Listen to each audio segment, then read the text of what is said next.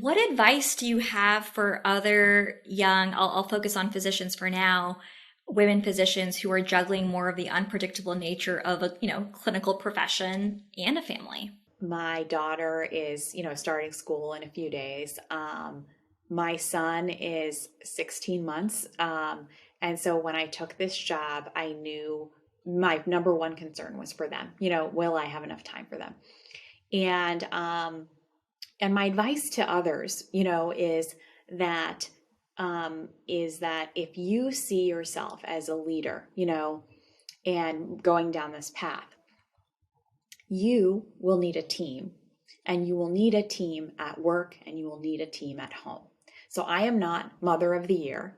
I am part of an amazing team that provides support for my family and my children. And I had to get more support for my team at home. And so I'm not ashamed to say that. Am I the one who's going to be, uh, always there for my children at 5 o'clock? No, I have 5 o'clock meetings here. I would say as physicians, especially physicians and procedural areas, and even clinic, we all know how late clinic goes. Women physicians know that, but as a leader, you can set some boundaries. And so the exciting thing about being a leader is you can create a culture that supports other women.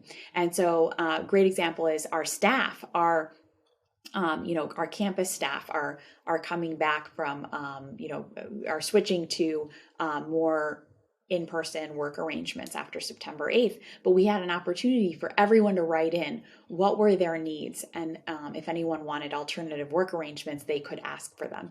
And so as a leader, I wanted to be inclusive and say, we understand everyone has different needs. And even the pandemic, it's not like the pandemic's over and everything is okay. People with small children, especially who are unvaccinated, are very vulnerable, especially those that are, in jobs that are, not at the highest echelon of pay grade where they can support nanny and caregivers like I can. And so we, as a school, have adopted a policy of alternative work arrangements for our staff to help support them. And so again, the idea is that, of course, we're here, we're in person, we're supporting our students and our learners, but we have to have some flexibility to allow for people to be part of our workforce. Otherwise, we will not model the same diversity, equity, and inclusion principles that we wish to recruit for.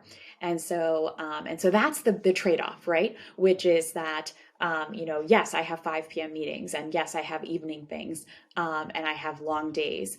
But the trade-off is, as a leader, sometimes I can set the agenda and the boundaries around those. And I also can use some of the incentives that I receive to help bolster my team at home.